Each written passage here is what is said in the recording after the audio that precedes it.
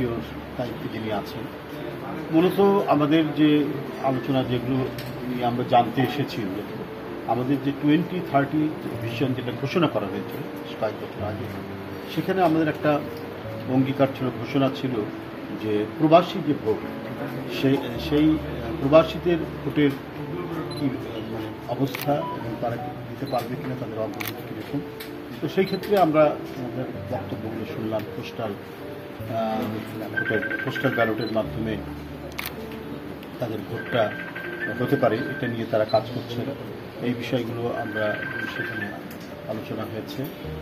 আর ডিলিমিটেশনের সর্বশেষ পরিস্থিতি কী, এগুলো ওনারা আমাদেরকে জানালেন। আর কি আমরা স্পেসিফিক কোনো আসন বা কোথায় কী হচ্ছে না আছে সেটা জানতে চাই না, আমরা সামগ্রিকভাবে তাদের এই প্রস্তুতি কতটুকু সেই বিষয়টা জানতে এসেছি। ওনারা আমাদের পক্ষ থেকে যতটুকু সম্ভব সেটা আমাদেরকে বলেছেন, যেটা কিছু অংশ আমি আপনাদেরকে জানলাম। এছাড়াও যিনি ডিলিমিটেশনের দায়িত্বে রয়েছেন আনোয়ার সাহেব, তিনি এই কথাগুলো যে বিষয়গুলো আমাদেরকে মূলত জানিয়েছে, আমরা জানতে চেয়েছি ওনার কাছ থেকে, সেটা হলো যে নির্বাচন যে হবে, সে হওয়ার ক্ষেত্রে যে অবাধ সুষ্ঠু নির্বাচনের বিষয় তো আমাদের এখনও সংশয় রয়েছে, যে আসলে এটা কতটুকু হওয়া সম্ভব বা কতটুকু করা যায়, এই নির্বাচন কমিশনের সেই সক্ষমতা রয়েছে কিনা, সেই বিষয়গুলি আমরা বিভিন্ন রকমের ছিলাম, সেটা আমরা প্রশ্ন করেছি, তাদের জানতে চেয়েছি।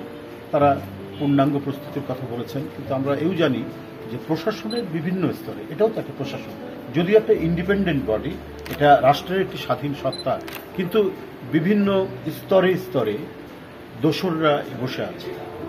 দোসররা তারা নানাভাবেই একটা অবাধ সুষ্ঠু নির্বাচন যাতে বিঘ্নিত হয়, না করা যায়, সেটার নানা ধরনের তারা কলাকৌশল এবং সুদূর প্রসারী ষড়যন্ত্রের সাথে যুক্ত রয়েছে সর্বক্ষেত্রে।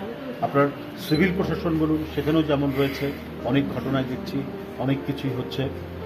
তো সব কিছু মিলিয়েই আমাদের সেটাই জানতে চাওয়া ছিল যে দোসররা এখানে কী ধরনের তারা অবস্থান করছে, তারা কোনো ধরনের প্রতিবন্ধকতা সৃষ্টি করছে কিনা, এগুলো আমরা তাদেরকে প্রশ্ন করেছি। তিনি বলেছেন যে না, আমরা সব কিছু বিবেচনা করে সব কিছু দেখে শুনে যাতে স্বচ্ছতার ক্ষেত্রে, ট্রান্সপারেন্সির ক্ষেত্রে কোনো ধরনের যাতে কোনো বিঘ্ন না ঘটে, কোনো ধরনের কোনো কালিমা যাতে লিপ্ত না হয়, সে ব্যাপারটা তারা সুচারুভাবে তারা দেখছেন। এবং একটা অবাধ সুষ্ঠু নির্বাচনের জন্য যে প্রস্তুতি দরকার নির্বাচন কমিশন সেই প্রস্তুতি তারা গ্রহণ করছেন, সে ব্যাপারে তাদের যথেষ্ট আত্মবিশ্বাস রয়েছে, কমিশনের যথেষ্ট আত্মবিশ্বাস রয়েছে। রোডম্যাপের পর কয়েকটা দল নির্বাচন হওয়া নিয়ে এবং পেয়ার পদ্ধতি নিয়ে বেশ বক্তব্য তারা দিয়েছে এবং তারা বলছেন যে পেয়ার পদ্ধতি ছাড়া নির্বাচনে যাবে না বেশ কয়েকটি দল। আপনি দেখুন, রাজনৈতিক দলরা তো অনেকেই অনেক কথা বলছেন, অনেক বিষয় নিয়ে তাদের মতামত থাকতে পারে, তারা উত্থাপন করবেন, দাবি উত্থাপন করবেন, কিন্তু আমরা যেটা মনে করি দলের পক্ষ থেকে তো আমরা আমাদের অবস্থান জানিয়েছি, আমাদের নেতৃবৃন্দ, পার্টি মহাসচিব এবং আমাদের বিশেষ করে আমাদের ভারপ্রাপ্ত চেয়ারম্যান জনাব তারেক রহমান সাহেব, সবাই আমরা প্রতিনিয়ত আমরা আমাদের দলের অবস্থান করে রেখেছি। কেন এই মুহূর্তে পিআর পদ্ধতি সম্ভব নয়, এবং এটা হতে গেলে যে নানা ধরনের যে জটিলতার কথা আমরা পুঙ্খানুপুঙ্খানুভাবে সেগুলো তুলে ধরার চেষ্টা করছি।